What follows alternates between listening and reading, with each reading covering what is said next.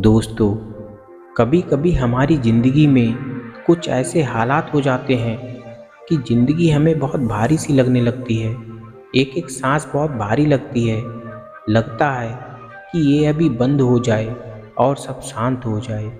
जब ज़िंदगी में शांति नहीं मिलती, तब हम ऐसी एक चीज़ के पीछे भागते हैं जिसे हमने कभी देखा नहीं, कभी जाना नहीं। बस इतना ही जानते हैं कि ये हमें बहुत दूर ले जाती है। कुछ पता नहीं, दूर से देखने पर इसमें शांति नज़र आती है, पर है या नहीं ये नहीं जानते। और ये क्या है? ये है मौत। जब जिंदगी में शांति नहीं दिखाई देती, तो मौत में दिखाई देने लगती है। इस शांति की खोज में कुछ लोग मौत को गले लगा लेते हैं, पर क्या ये करना जरूरी है? नहीं, ऐसा नहीं है। वास्तव में हम जिंदगी को समझ ही नहीं पाते। हम जिंदगी को मौत और मौत को जिंदगी समझ लेते हैं। इसलिए हम मौत में जिंदगी ढूंढने लगते हैं। एक युवक अपनी जिंदगी से बहुत परेशान था। उसका मन बहुत भारी था। उसके पास किसी चीज़ की कमी ना थी। धन भी ठीक ठाक था। बाकी जो सब चीज़ें होनी चाहिए थी, वह सब भी था उसके पास। पर वह अपनी ज़िंदगी से खुश नहीं था। उसकी पत्नी उसे घर वालों के खिलाफ भड़काती रहती। उसकी माँ उसे पत्नी के खिलाफ बातें बताती रहती। भाई बहनों को लेकर उत्पात होता। उस लड़के की सास अपनी लड़की को सिखाती कि अपने पति को लेकर अलग हो जाओ, नहीं तो उसके घर वाले उसके पति को नोच कर खा जाएंगे। पत्नी रोज कुछ नया बखेड़ा खड़ा करती। जब पत्नी नहीं करती तो माँ करती। माँ को डर था कि कहीं बेटा पत्नी के कहने पर ना चलने लगे, इसलिए वह भी अपने लड़के को समझाती रहती।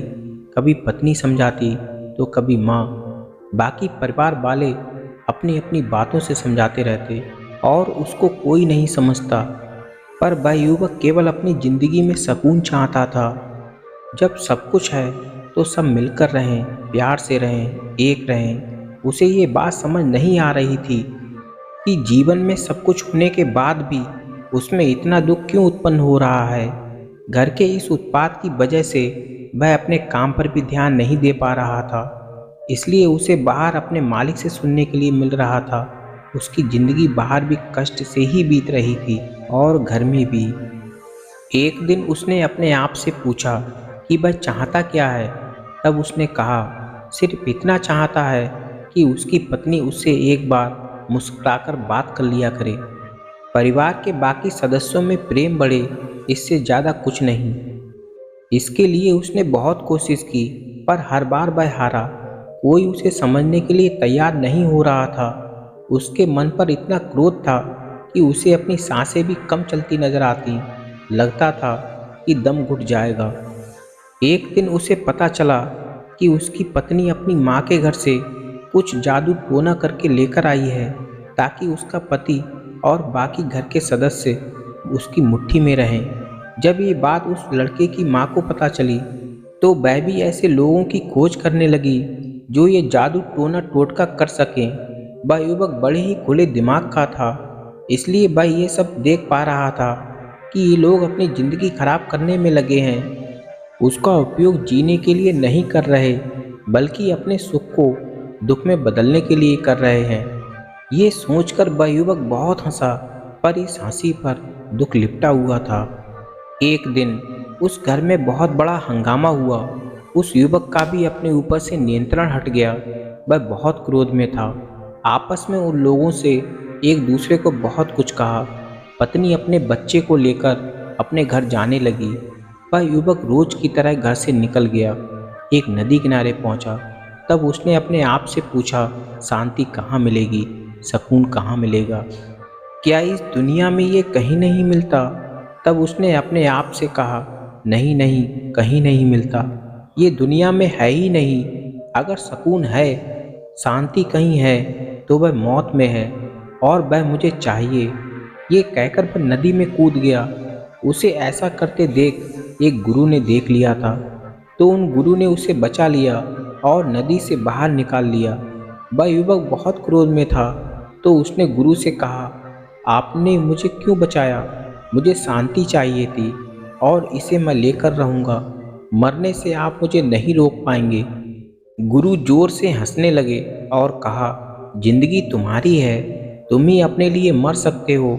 यहाँ पर कोई किसी के लिए नहीं मरता, हम केवल अपने लिए ही मर सकते हैं। युवक ने कहा, महाराज मैं कुछ समझा नहीं।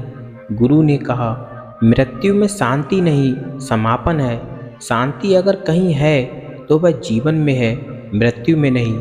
गुरु ने एक बड़ा पत्थर उठाया, युवक को दिखाते हुए कहा, पत्थर को देख रहे हो, तुम्हें क्या लगता है, क्या इसके जीवन में शांति है?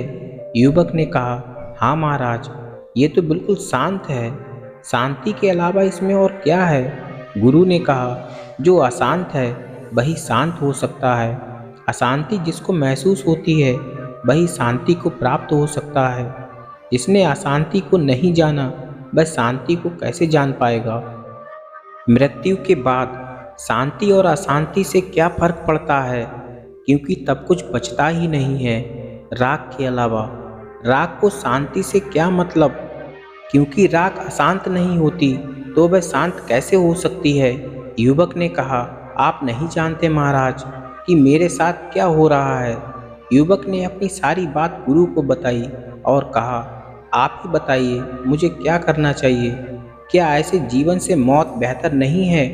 गुरु मुस्कुराए और कहा, चलो मान लो कि तुम मर चुके हो, फिर क्या होगा? युवक ने कहा, फिर तो सब कुछ खत्म हो जाएगा, बचेगा ही क्या? गुरु ने कहा, ऐसा तुम्हें लगता है? आप जरा सोचो, तुम मर गए, तुम्हारे घर वाले तुम्हारे लिए रोएंगे, आंसू बहाएंगे। माँ कुछ ज़्यादा दिन रोएगी, तुम्हारी पत्नी कुछ आंसू बहाएगी। कुछ दिन बाद सब अपने काम पर वापस लौट जाएंगे। तुम्हारी पत्नी तुम्हारे घर में रहेगी तो वह लड़ाई झगड़ा करती रहेगी। ये हो सकता है कि वह अपना हिस्सा लेकर अलग हो जाए, या ये भी हो सकता है कि वह अपना दूसरा विवाह कर ले। अब तुम्हारा बच्चा किसके हाथों में रहेगा? जिसके हाथों में भी रहेगा वह उसे उतना प्यार तो नहीं मिल सकेगा, वह संस्कार, वह परवरिश तो नहीं मिल सकेगी जो तुम दे सकते हो।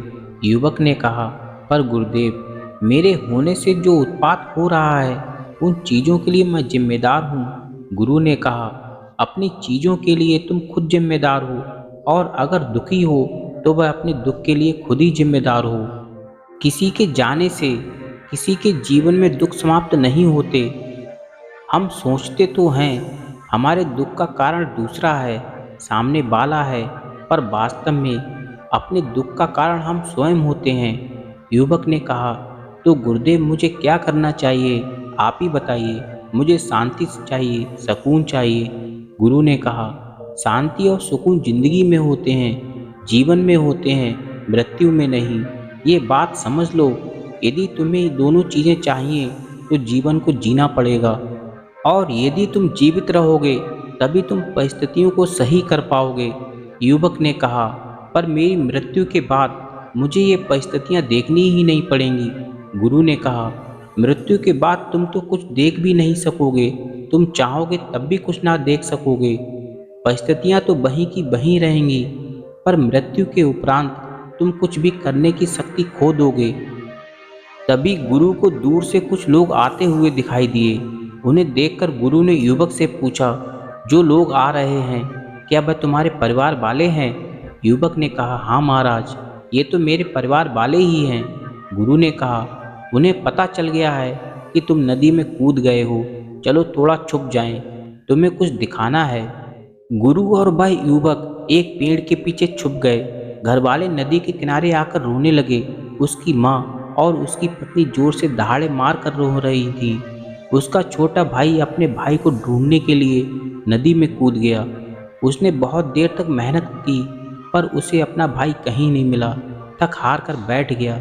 उसकी आंखों में आंसू थे। उसके पिता आंखों में आंसू लिए दूर खड़े थे।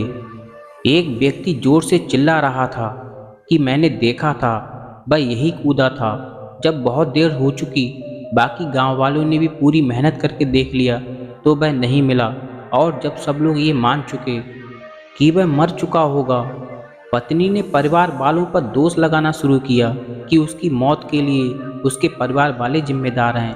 उस युवक की मां ने उसकी बहू पर दोष लगाए कि उसकी वजह से मेरा बेटा मर गया। वह उसके बेटे को खा गई। आपस में लड़ाई चलती रही।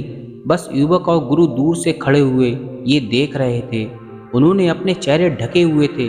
उस युवक ने अपने भाई को निराशा में देखा, अपने पिता को गहरे दुख में देखा, अब माँ और पत्नी को लड़ते हुए देख रहा था। तो उसने गुरु से कहा, मैं उन्हें जाकर बता देता हूँ कि मैं अभी जिंदा हूँ। गुरु ने कहा, पर तुम तो मर चुके हो और मरे हुए लोग कुछ नहीं बताते। युवक ने कहा, लेकिन मैं तो जिंदा हूँ। तब गुरु ने कहा, अगर मैं तुम्हें नहीं बचाता तो तुम मर चुके होते। इसलिए तुम अपने आप को बस यही समझो कि तुम मर चुके हो और अब तुम कुछ नहीं कर सकते। बस देखो। सभी घरवाले वापस अपने घर चले गए। वहाँ पर ससुराल पक्ष और मायके पक्ष वालों की ओर से बहुत कहा सुनी हुई। कोई भी एक दूसरे के लिए शर्म नहीं कर रहा था। बेशर्म होकर एक दूसरे को गालियाँ दे रहे थे। वे सभी लड़ रहे थे। युवक ने कहा, गुरुदेव, ये सब मुझसे देखा नहीं जा रहा। अब मुझे लग रहा है कि मैं क्यों मर गया। क्या मैं जाकर इन्हें रोक लूं? गुरु ने कहा, मरा हुआ इंसान कुछ नहीं कर सकता। तुम तो देख पा रहे हो, मैं तो देख भी नहीं सकता। उसकी पत्नी अपने बच्चों को लेकर अपने माँ बाप के घर चली गई। ये सब देख युवक ने गुरु से कहा, गुरुदेव, आपने मुझे बचाया। आपका बहुत बहुत धन्यवाद। अगर मैं जिंदा ना होता तो ये सब कैसे ठीक करता। अब मुझे जाने की आज्ञा दें। मुझे ये सब ठीक करना है। गुरु ने कहा, एक बात सुनकर और समझकर जाओ। जो हम जिंदा रहकर कर सकते हैं, मरने के बाद कुछ भी नहीं कर सकते। जीवन जीने का ही नाम है। व्यक्ति जब किसी रास्ते पर चलता है तो उस रास्ते पर उसे धूप और छांव का सामना करना पड़ता है। गर्मियों के मौसम में धूप दुख के समान होती है, सर्दियों के मौसम में सुख के समान। इसी तरह गर्मियों में छांव सुख के समान और सर्दियों में छांव दुख के समान हो जाती है। मार्ग पर चलते समय कहीं पर मार्ग साफ सुथरा और सीधा होता है तो कहीं कांटों से भरा और कहीं टेढ़ा मेढ़ा मिलता है। जब सीधे रास्ते आएँ तो तुम खुश हो जाओ और जब टेढ़े और कांटों से भरे रास्ते आएँ तो तुम दुखी हो जाओ और कहो कि इससे तो मौत अच्छी। पर इस प्रकार तुम उस रास्ते को कभी पूरा ना कर सकोगे। रास्ते कांटों से भरे हों तो रास्ते को साफ करना चाहिए, ना कि डर कर मर जाना चाहिए। जिंदा इंसान सब कुछ कर सकता है, मुर्दा क्या करेगा। युवक गुरु के चरणों में गिर गया और उसने कहा, गुरुदेव, आपने मेरा जीवन बचा लिया। एक भयंकर भूल जो मैं करने वाला था उससे आपने बचा लिया। घर के ये छोटे मोटे चक्कर इतने बड़े नहीं होते जिन्हें हम सुलझा ना सकें। कभी तो मैं सबको साथ लाने में कामयाब हो सकूंगा। आप अपना आशीर्वाद दें। अब मैं जाना चाहता हूँ। गुरु मुस्कुराए और गुरु ने कहा, आप सबका कल्याण हो, आपकी समझ बढ़े और आप अपने दुखों से बाहर आ सकें। खुशियाँ आपके दरवाजे पर हों और आप मुझे पहचान सकें। दोस्तों, कैसी लगी आपको ये वीडियो? यदि पसंद आई हो तो वीडियो को लाइक और चैनल को सब्सक्राइब जरूर कर लें। मिलते हैं अगली वीडियो में। तब तक के लिए अपना ख्याल रखें। धन्यवाद।